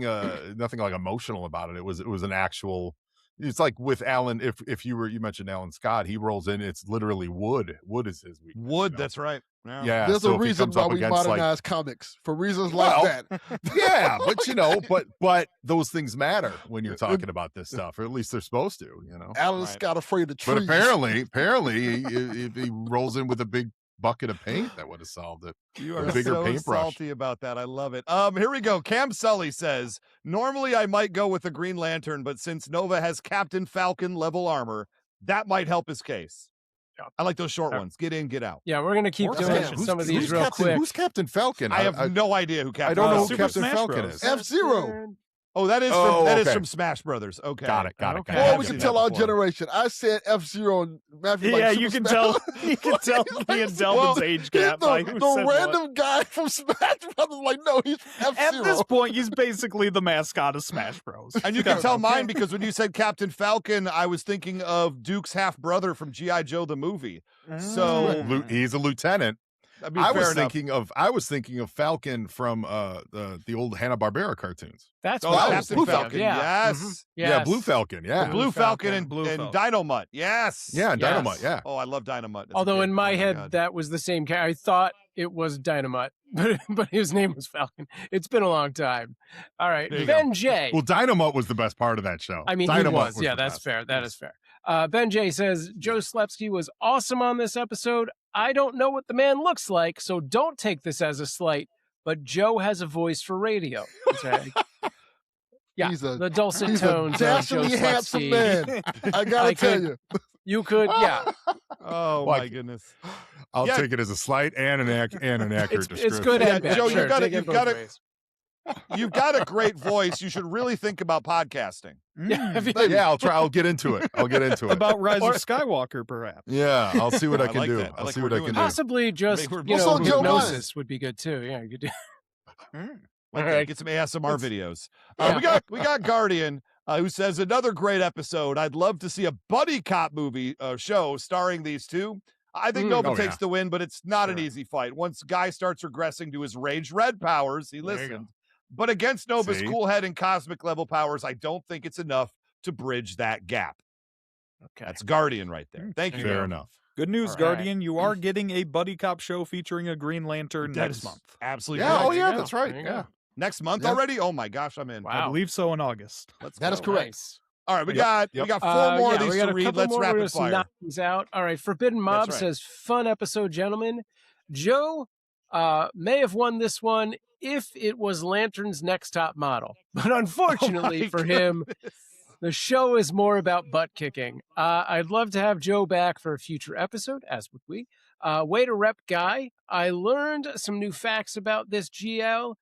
Green Lantern. Ray, you crushed it. Nova's feats against Thanos and Silver Surfer and Galactus won me over. Nova and Ray get the victory. Sweet, unique matchup this week. There you go. Love to hear it. Yeah, good. We got John Shanks, who says a really evenly matched battle as both have nearly limitless cosmic energy powers, complete with their own AI. This is a battle that could last a long time, like a superpowered version of a fight between Roddy Piper and Keith David's characters in They Live. Wonderful. What a movie. But the key, as amazing. Ray pointed out, is in the nearly. I don't know what that means. With both being too stubborn to back down, the battle could rage on for hours and hours until the lantern battery starts to run out. Then so long as Richard rides it out. It's good night for Guy. Hashtag Ray was righteous. I like that we're still doing hashtags in the year 2026. That makes me happy. Especially in this audio format. We can stop. Wonder how many Dalvin's like Absolutely. F hashtags. F hashtags. Hashtag F hashtags. Yes. All right, Snurts has this one. He just says Ray is right. There you go. And It's a great got comment. one Snurch, more. you Hey, nailed there it. you go. Nailed yeah, it. one more. I'm going to take it away, Ray. And we got one more comment here. Lord Moxford says Joe needs a redemption match pronto. Of course. His representation of the character was immaculate, but it was not a representation of what Guy would do in a battle against Nova. Joe admitted he had prepared to represent Guy's character as a whole, but not necessarily for combat. I absolutely see how well Joe could represent a character in combat, and I am 100% here for it. Hashtag bring Joe back. Hashtag Ray is right with an asterisk. Okay, well, I agree. I More think hashtags. I think the rules in under a minute could be a song, but at the very Working least, on the it. rules No. need their own intro song. Hashtag Sure. more songs for Sam. There you So go. there you How go. many songs would I have on this show? This is a music show. This is a musical. Just music jukebox. I like that he put that If asterisk we're in, doing and it. then there was never a footnote to. There was explain never it. a footnote. he Barry happened Bonds in the- me on that thing. just in a Editorial. future It will comment. show he's up just in gonna the be like, next yeah, wrap up. yeah, that's Yes. right. That's how Wow. it is.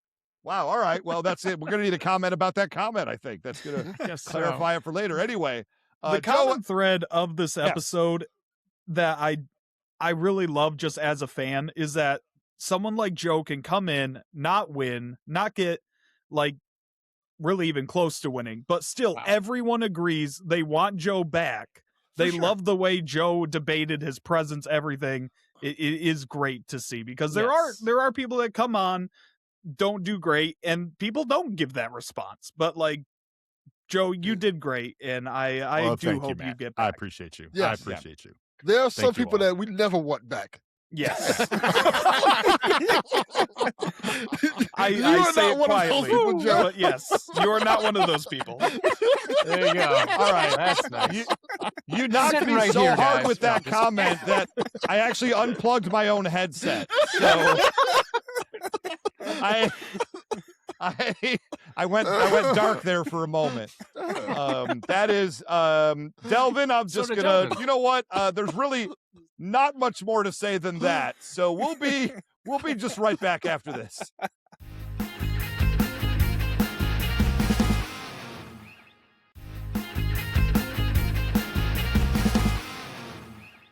And we got a few more things to talk about here. Yeah.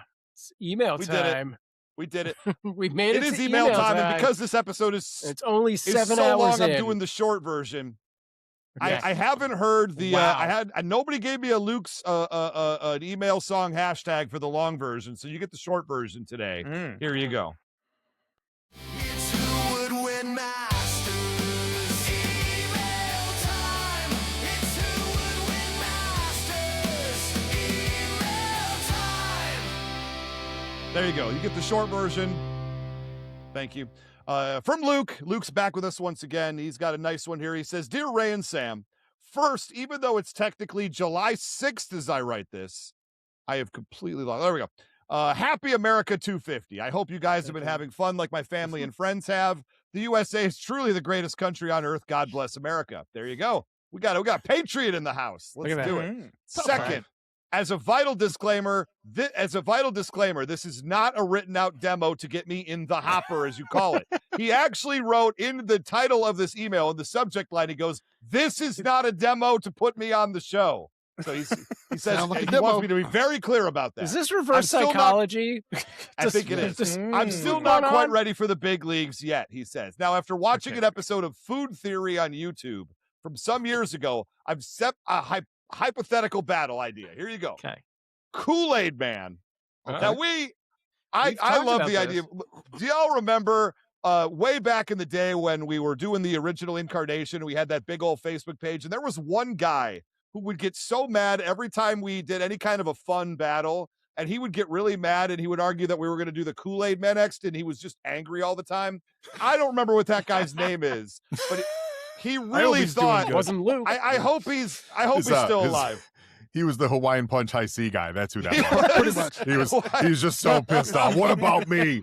I'm this close to. I'm like his cousin. You could talk about me. I got fruit in my head. I'm Oh my red. Is God. that what that is? Put me in the fridge and I never get cold. Yeah, I give you that delicious rust taste when you drink straight out of my God. metal can. Can I How tell you? dare you? It's When not you're- just Kool-Aid, man. You know what? When you were at a party when you were 10 years old, that can of Hawaiian Punch, nothing slapped harder than that can of Hawaiian Punch. I'm going to say. Oh it right man, I'll Oh. tell you what. now. You get the nice like when it poured out, it like gave you a kick up. You know what I'm saying? Like it was like a rainbow arch on it. Like you could be like a young bartender and pour your drink from like 3 feet away because it would just give it this launch pad. I don't know if you Great. young men Oh, know yeah. what this is all about. They were metal cans. You had to use the little triangle part of your can opener to crack one Yep. side, and you had to crack the exact opposite Yeah. to get airflow into the metal can Yep. so Mhm. your high C would flow out properly. It was ridiculous. And for the record, this is how most of us learned rudimentary physics. Because inevitably, when you were first trying it, you do one hole, and then it would come out at the snailest pace possible until Yes. somebody came over and was like, "You got to do the back hole, and then you got to do that." And right. then now suddenly it flows like beautiful. We're talking about Hawaiian Punch way too much right now. He's anyway. This guy was super angry all the time, and I remember I just stopped like engaging with him because he was just so unpleasant. And I swear I don't remember his name, but he was only on Facebook, and he would get so viscerally angry unless it was like Superman versus Goku as the battle. He's like, "Why are we even doing this?" And I hope his blood pressure is doing well. I don't. But anyway, this is reminding me of this Kool-Aid Kool-Aid Man. Here are the opponents for Kool-Aid Man, according to Luke. Kool-Aid Man versus Doomsday. Kool-Aid Man versus Sailor Moon. What? What about Shadow the Hedgehog? Dr. Fate. How much do you Naruto. hate Kool-Aid Man? What Link. Kool-Aid Man do to y'all? Ganondorf. How- The entire Justice League. What? Or perhaps Silver the Hedgehog. Or the Avengers. The whole Um, okay. He's got Uh-huh. reasoning. Reason behind this suggestion. I just discovered for myself that it's officially canon that the Kool-Aid Man is part of the Marvel Universe. He had his own official comic book series in 1983, The Adventures of Kool-Aid Man. So he's linked to the mainline timeline of the Marvel Earth 616 universe. If you give me 2 minutes, I can find that book. I my would love God. it, honestly. Yeah, I'll give you all the time you I need actually there. remember that book. Check the Marvel Power Grid for some more power and ability adjacent info. But if you want to rep or feature the Kool-Aid Man in a future episode, I found this more shocking than when you indirectly introduced me to NFL Super Pro. Now, that's one of the greatest comic books of all time right there. He says, again, this is not a demo. Thank you. God bless, Luke. God bless you, Luke. Thank God you so bless you, much Luke. for being a part of it. Joe God has bless gone you. off to find our Kool-Aid Man comics. All I right. am not going off to find my NFL What? Super Pro. I don't got to prove it. Y'all know I have every issue. Yes. I do like the idea that everyone that suggests a battle is contractually obligated to come on the show to do said battle. We should Yes. make that a new rule. Can I tell you right now, there's a lot of people who left comments who have never been on the show before. And if they There want to you come on go. the show, they can tell me. I have it That's filed fair. properly under Adventures my of, God. and that's across the. It's. I You can't. I wouldn't That's be like able 10 to get lots to it right now. over. I I'm just well, I picturing just the ducked into- Indiana I just ducked into Jones, my the end Ks. of Raiders of the Lost Yeah. Ark, but Yes. comic long boxes. I found my KO immediately, and I realized I have it filed properly under Adventures of. So it's Ah. behind some stuff, not really accessible right What now. I hear you saying is you need All 2 right. copies of each of the issue so you Yeah. can put it in each place. Correct. Yes, Yeah. yes. Just to see Well, that. it's the bane of all comic collectors, whether or not you include the Adventures of, or Yeah. that kind of thing. Like, kind of how you put, like, do you put all your Supermen in the same thing, even though Action and the Adventures of Superman and Superman and Superman, like, are your Spider-Mans with Amazing Spider-Man? Like, it's the bane of comic collectors. So I feel that. That's why all my Tales from the Crypt comics are filed under F. for I respect From For Freaky. from. you guys Okay. don't have True. a there you comic book version of the Dewey Decimal System that you use? That's not a thing. You can't just get that I going. mean, it's got to be in there. It's gotta have. I have that. I do have that. I do have Okay. that. I have. All I right. do I have my believe it. version of that for my boxes. But here's the deal. Originally I do 3 of these off the Discord, but there were so many and some new people posting Okay. and some really good ones. So I think I took 6 off this one. So we're going Okay. to rapid fire these. We'll try not to linger too long on each one. But Cloud29 suggests Steppenwolf versus Satoru Gojo, who legitimately I do not know who Satoru Gojo is. You guys tell me what you think, because you're probably smarter about this than I No am, idea. while I do a quick Google search. Also, He is Googling. from the manga/anime Jujutsu Kaisen, Ah, okay. which is very good. And this is a complete stomp for Gojo. Gojo Okay. wins this Oh, 10 ways to Wow. Sunday, because Gojo's whole Really? thing is he has this barrier around him that's called infinite that nothing Yeah. can get through. Between him and like an inch out from his skin is an infinite barrier. Ah. oh wow. So no one can Ah. touch him. And then he Okay. can basically blowhole through people and yeah. So Matthew, huge respect on dropping the Satoru Gojo like knowledge like without prompting. That's amazing. I've never heard of that character. That's thank, dope. thank you. Thank you. I love that show. It's a great show. Check it out. There you go. So we say, according to us, Jujutsu Kaisen and the stomp against Steppenwolf. So second battle, Forbidden Mob says Absolute Batman versus Man Spider. Oh, that'd be a good fight, but I would love to read this comic, but I do yeah, think it's it'd be Man Spider. savage. I also think Man it's Man Spider. Spider. Yeah. I don't have enough knowledge about either of these characters. Everyone is talking about this Absolute Batman, and I know You gotta read virtually it, nothing Ray. about it. He's Is it a I bat? mean, So is it like It's a is new it like thing. a vodka brand like Absolute Citron? no, the Should the, be. the, If it were, the premise I'd drink it.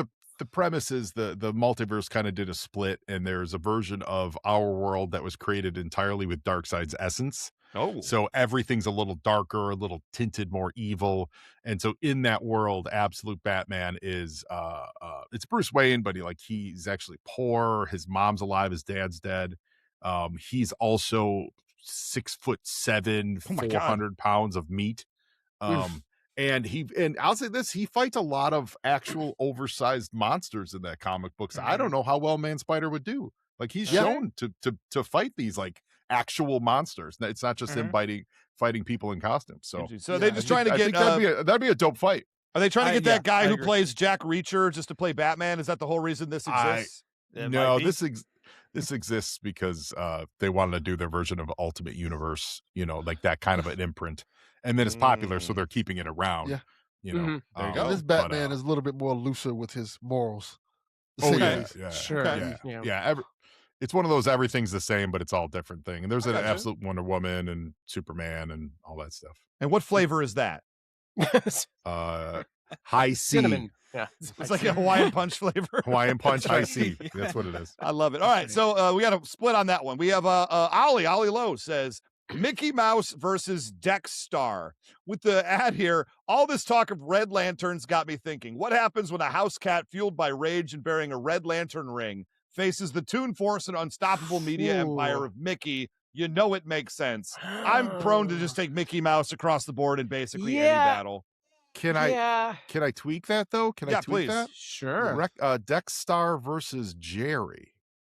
Oh, okay. So a less powerful There's your Toon fight. Force. Yeah. There's your fight, because Jerry's used to going up against Tom, who's full of hijinks like that. Mickey Mouse, he's not much. I mean, he's got the Disney brand behind him, but when have we seen him fight outside of, I guess, Kingdom Hearts? Oh boy, Like, I'll be honest. Jerry does nothing. Jerry does nothing but survive against a cat. I think that'd be an amazing fight. All right, so that's your third battle. It's Dex Star versus Jerry. Book it now for 2027. Let's do this. Let's do it. Okay. That's good for me. Now, a guy he's new to the Patreon. Sam Yes. Proof Yeah. That's right. suggests the Never Living heard of it. Tribunal from Marvel versus Perpetua from DC. Joe, I'm going to lean on you because I don't know much about either. If I'm recalling Perpetua, that's relatively new. Isn't that from the Joshua Williamson run on the or Bendis run on the I Justice believe League? Scott Snyder's. Is it I think Snyder's it's Dark run? Knight Metal that she Yeah. started. Oh, okay. Yeah, I don't. The Living Tribunal, he's got the three faces and he judges people. Like, they're all at that point. They're all like cosmic level. They'll do whatever the narrative story needs them to do. I remember that from the know. Transformers movie in the 80s. Yeah. Those dudes, Alpha Trions, Yep, yep. and also Manny Faces over at Masters. Oh, Manny right. Face is one of my favorite characters. Yeah. It's like, I don't know. Perpetua that's when they were playing with like extra forces, like the Still Force and the like all that. I believe, if I'm recalling correctly, it wasn't DC. It wasn't a great time for DC in that era. No, fair enough. Fair enough. Fair enough. There you go. So number 5, we got Ben J, who says Mr. Mixoplizix, I think I said that right, versus the type Mixoplix. Mixyiddleplick. Sorry. Mixyiddleplix, yeah. Mixyiddleplick. I will never say that. I'm going to call him the Great Kazoo. It's very hard. I only learned it from Kazoo is listening to Mark accurate. Wade pronounce it. I only learned it from listening to Mark Wade pronounce it. There we go. Mr. Mixyiddleplick. So we have that guy versus the Tiny Toons gang, a 9th dimensional imp with inconceivable powers versus the juvenile power of Toon Force. They're tiny, they're toony, they're all a little loony, and he regularly confounds the DC universe. It's a tough one. I think that's a real amazing digital circus situation right there happening. That's what I think is happening right there. Is Tiny Toons, is that like Baby Bugs Bunny, right? It is not. That is this was an early 90s precursor to Animaniacs, where you had like a new age version of each of the prototypes. So you had it was Buster not a Bugs and, Bunny, it was Buster and Babs Bunny. Right. You had the why am I Plucky blanking on his what's his name? Plucky Plucky Duck. Duck. Right. Plucky the green, Duck, the that green was guy. it. Yeah. He was And great. Hampton the Pig. Hampton the Pig, who was wonderful as well. And so you had Foulmouth was one of my favorite ones they ever did of that. And he was a Tiny Toon who just swore all the time through his cartoon, so he was just constantly getting bleeped. and it was very, very funny. And the Looney Tiny Tunes Toons is characters great. were there in the universe. They are in universes like teachers and stuff like that. Yes, and they're like going to high school, and that's basically like, and then they have also Toonie adventures. You know, it's great. It was a really good show. I would say though, I think that Great Gazoo wins that. Yes. Yes. That'd be a strong Yeah. fight, but yeah, his like interdimensional magic stuff kind of Yeah. would be Kinda tough drops it, yeah. tough It for would any of be- them to It would be Counter. more interesting against straight up Bugs Bunny. Yeah. or Roger Rabbit, Roger Rabbit. That's Sure. also a good Sure. one. Yeah. especially Yeah. because with the Yeah. speech impediment, part of McSeedleplick's issue is one, pronouncing his name. I'd love to see Roger Rabbit pronounce his name, and two, when McSeedleplick says his name backwards, that's how you defeat him. That's one of the ways. So you get Roger Rabbit with the stuttering and the mispronunciation and all that stuff. That might be your win, It's over. because he So he just should face- frustrate him to no end. So he essentially should face Mike Tyson. Interesting. Also that. Interesting. Okay. Wow. And our sixth battle here, and this one's a little personal for me. Matthew Dawson suggests Michael Price from the reclaimed Detroit Vampire the Masquerade audio drama versus Batman from the Mortalverse audio dramas. We would point out both of these characters are voiced by me. He says, Batman is in the heart of 1990s Detroit, investigating a string of murders connected to a certain nightclub. While there, a courier approaches Bruce Wayne, informing him that Michael Price has recorded footage of him changing into Batman. Unless a very generous donation is made to Price's dream casino, Bruce Wayne's secret will be exposed forever. Mortalverse Batman has 24 hours to take down Michael Price. Can he do it? To No. be fair, one of these series will No. never be. To be fair, one of these series will never be finished. So Mortalverse Batman will win. Wow. Wow. It's All right. if it wasn't true, it would be painful. If you can't tell, I re-listened to Reclaim Detroit this week just to feel Yes. something. I love that. Yeah. I love It's a that. great Yes. show. I I do all the originally was time. going to put Mortalverse Batman against Alexander, which I thought would be a fun fight. Interesting. That's a really good. But then I was like listening, and he like turns his skin to concrete and is like ripping people in half, and I was like, I don't know. I would argue in combat that Alexander would probably do very well against Michael Price. Yeah. Yeah. Because Michael Price has Yeah. 1 foot. Yeah. But does Michael Price have enough at his disposal to keep Batman? Well, Is he- Michael Price a vampire? he is a vampire. No. Yes, he is. Okay. Well, Batman's famously fought Dracula and vampires and such. See? Mhm. There we go. Yeah, But and he has got Mortalverse turned. He Batman. gets turned though. Oh, did he? Yeah, Interesting. Red Rain. He becomes one by the end. See, I Yes. like that. Hmm. If Michael Price turned Bruce Wayne into a vampire thrall, that's not a Detroit you would want to live in anymore. Oh, Michael Price is a vampire, but he's kind of like, oh. He's very powerful, Delvin Cox. Wow. Like if you turn a grandmother into a vampire. I do like the fact I came up with the 5 main. This is about me for a moment, but I came up with the 5 main characters for Reclaim Detroit, and I walked in the door being like, "Man, they're gonna love 4 of these." And then as soon as we dropped the 3rd episode, the Michael Price debut episode, it was just one comment after another of just like, "Man, I absolutely love this show. I hate that guy." Oh Yeah. my gosh. Michael Oh. Price, that episode 3, I think it is. That's my Mhm. favorite episode. I- It's so It's a great good. episode. They're all my baby children. But I'll be honest, the last episode, I think episode 7 that came out, which is the Aurora 12 Michael years Price ago. episode, is a lot of fun for me too. I have not gotten there on my re-listen yet, but up until this point, I think you like it. 3 is my favorite. What a great show. Is Wish great. they kept making it. Wish I there were wish- more. Hey, Delvin, you know there's an episode 8, not too far away, but probably a little far away. Anyway, Eventually. be my Christmas present to everyone here. Anyway, that's that right there. Let's go ahead and do our last couple bits here while we still have anybody's attention. What are we watching, playing, and enjoying? I'll start us off. I am trying to watch the Amazing Digital Circus finale. I mentioned that show earlier. It's on YouTube. It's on Netflix. It's a brilliant, brilliant show that should have ended after 1 episode because we didn't need any more of it, but it got That is so correct. much. It got so much attention. It's a modern take on I Have No Mouth That I Must Scream, the very famous sci-fi novel about a bunch of characters who are trapped inside a computer with this ringmaster guy who's kind of like putting them through a series of adventures. They all have these deeply cartoonish bodies. and some of them have gone completely insane. And the pilot is one of the best things I've ever seen. And then every single episode after that, in my opinion, has gotten weaker and weaker because the entire point of it is that it should have no end. It's a horror story. It's terrifying. It's awful. And after one episode, you don't need to see them keep spinning on that hamster wheel, right? It's just a rough time for all. Now, my understanding is that something happens in the last episode. I haven't gotten there yet. I'm on the last episode. I'm probably going to watch it maybe even tonight. But I definitely recommend watch the pilot, the first episode of Amazing Digital Circus. You can watch it for free on YouTube right now. It's absolutely brilliant, and I would highly suggest it. And then after that, make your own choices. Sam, what have you been watching? Yeah. I got two quick ones. I'll do another one after. But, I watched the last season of The Bear, which I know people have some strong opinions on. It is, it is an award-winning comedy after all that will make you tear your heart out.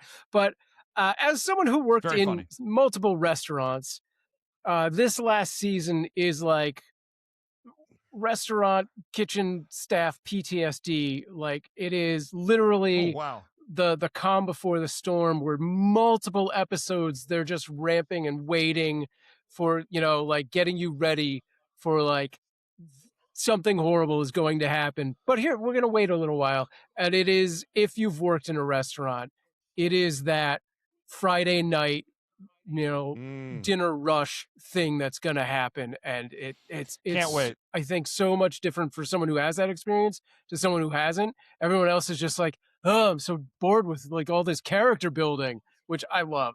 The other thing I wanted to do real quick was it's a Netflix series called I Will Find You with Sam Worthington, Jake Sully from Avatar.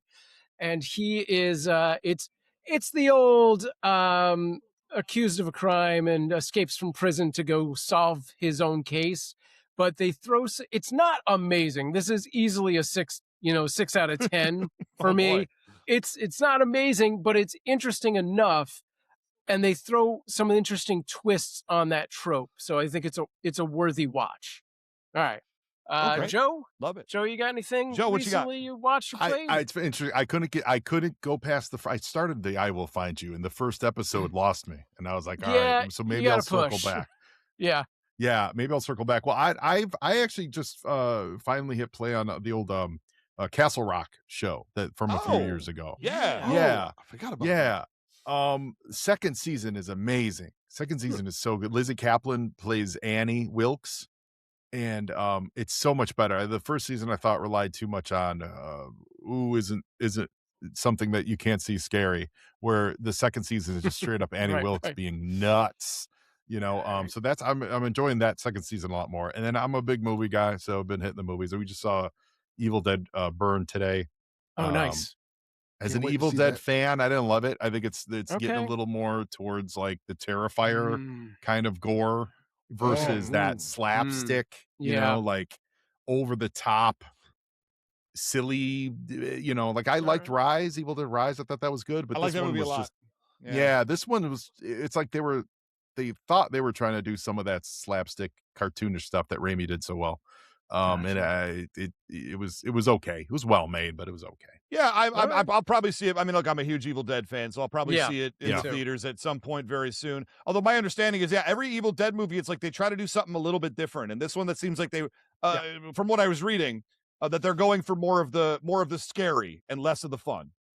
I mean, I'm curious to see what that looks like. Yeah. 100%. Yeah. All right. Well, Mr. Delvin Cox, where you at with all this? I finally watched the movie The Long Walk. Oh, yeah. Oh, good movie. How's that? What an incredible movie. Great. I absolutely loved the movie. It's haunting, it's bleak, it's dark, it's depressing. Yeah. Like it's really like depressing. Like the story is depressing. There's no happy ending at the end. I'm like, oh, but it's just an incredible story of just the will of man and people bonding together over shared trauma and kind of finding a way to lift each other up. It's almost inspiring at some points in this bleak story. And it's kind of like, it's a really amazing, touching story that's kind of like just bleak and how people kind of band together and find hope within darkness, and also how people just can kind of, in times of those dark moments, lean on your fellow man. I just found it really a fascinating, incredible story. I loved That's it a great. lot. I'll say I watched a YouTube video breakdown of The Longest Walk that was about an hour 30, hour 40 minutes long. And at that point, when I finished it, I was like, why didn't I just watch the movie? I was just gonna What say, is- why did you just watch the What movie? is happening? You know what? I put it on at the background of work when I was doing some computer work, because I put on the TV in my office. And then and it just was going, and then I didn't realize how long it was. And all of a sudden, it's like, oh my God. All right, well, we did it. We did it, You could everybody. have read the book it's based on. Well, let's not get Thomas. crazy, Matthew Dawson. All right, Matthew Dawson, what you got for me? Oh man. Well, my childhood is back. They recently just released Call of Duty Black Ops 1 and 2 on PlayStation 5, and those games raised me. So I've been enjoying those. That I'm explains a lot. back. I'm killing some Nazi zombies. I'm hearing words that I've never heard before in multiplayer, and it's a great time. Call of Good Duty to be lobbies. back We talk on Black about them. Ops They were 1. real. Yes. They were real. All right, I got one more round here. Sheriff, if you got some or not. I just want to say I'm almost done with Elden Ring. You may notice I put about 11 videos. As you listen to this, there's a 12th video up. You can go to my YouTube channel at Game with Ray 2. That's the number 2. And I would like a few more subscribers. I'm putting some Final Girl stuff on there, some horror slop, a bunch of Elden Ring. I have made, let me actually get the official number here for you. I've only posted about 10 or 11 videos. I have made 38. Wow. I have made 38 Elden Ring videos and at least one more to come, because He's a I am YouTuber. basically on the last boss of the game. And I am going to roll credits on this game. I don't care what the cost is to me psychologically. 38 videos, so that's approximately 14,762 deaths. That is correct. Actually, I take it back. I misnumbered it. 39. 39, there will be 40. Holy crap. All right. What have I All been right. doing with my life? I put about 95 hours into this game at this point, and it's a lot. And so I'd appreciate it if you come over and at least give me a little poke on a couple of these videos. That would make me feel good about myself. It's a great game. I'm not a fan of the From Software Souls-like genre at all, but this one did it right. So I just want to say that again. I've said it before. Come watch some games with me, and there you go. Sam, what else you got? Anything else? Yeah. The last one I have is The Burrows, which comes to us from the Duffer Brothers, Stranger Things, and it is it stars Alfred Molina, and he's an older gentleman whose family moves him into a retirement community, and then instantly things go bad because he's living in a Duffer Brothers series, and Not a it's good place to be. no, it's not. But it's a very different story than Stranger Things. Because you are dealing with the flip side of older, but curmudgeons who don't want to do all of the things, and then find out that there's monsters in their community and whatnot. It's also got Gina Davis, who has held up very well. I was extremely shocked when I was like, wait a minute, is that Gina? Holy crap. I can't pronounce her name. Alfred Woodman from 12 Years a Slave and Star Trek. And she was in one of the Star Treks. She's great. And some other. Alfred Woodard. Alfred Woodard. Thank you. Yeah. She's fantastic. And it's a great cast. And I know there's a lot of people online were like, it didn't get picked up for a second season. This season completes itself. It doesn't need a second season. It is a concise story.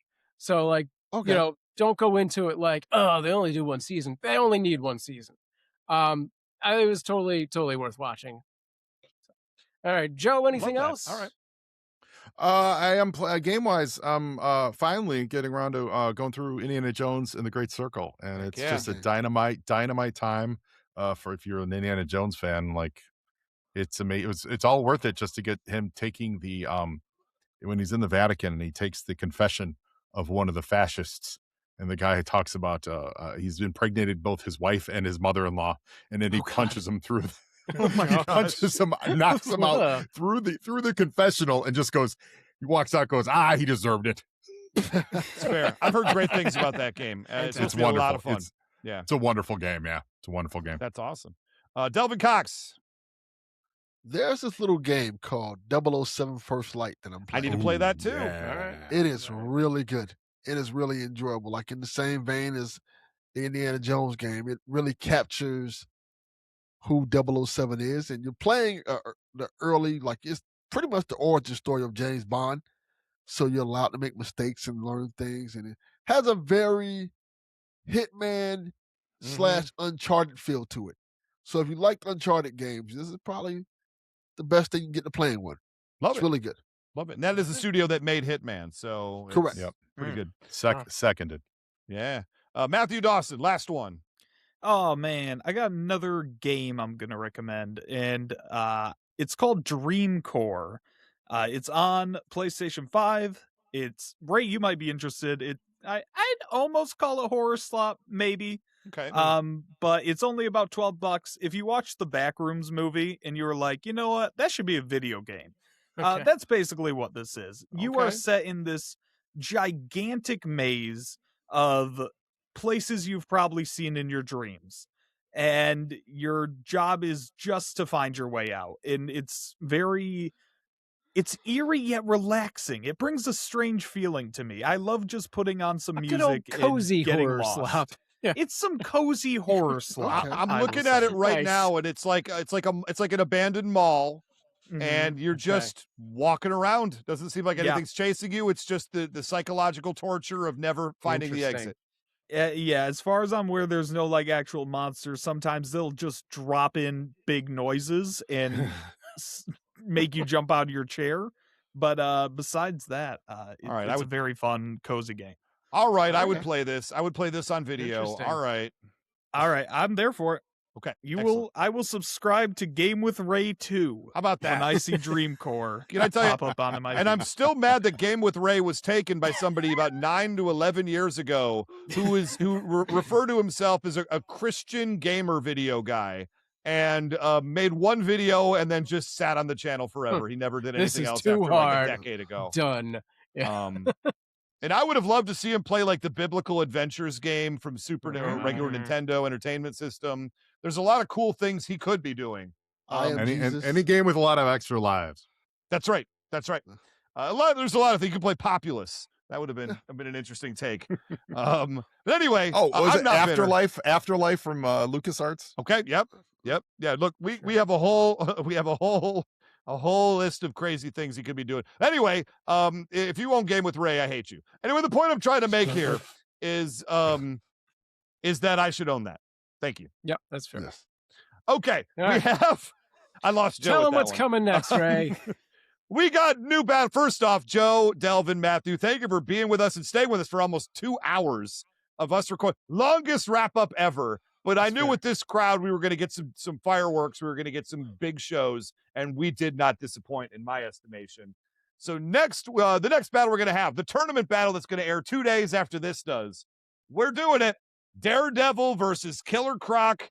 TV's Gina Ippolito versus Eric Heiding, 2 great champions. Yep. And then the battle for next week, we're bringing back for the second time Ernie Carruthers, a.k.a. the Blurred Without Fear, who came and did Storm versus Dante in his first battle. We're going to do it. We're going to run back X-Men versus video games. We're going to do Bishop versus Albert Wesker from Resident Evil. Ooh. And you know I'm very, very excited about this one, and I think the people will really enjoy this battle as well.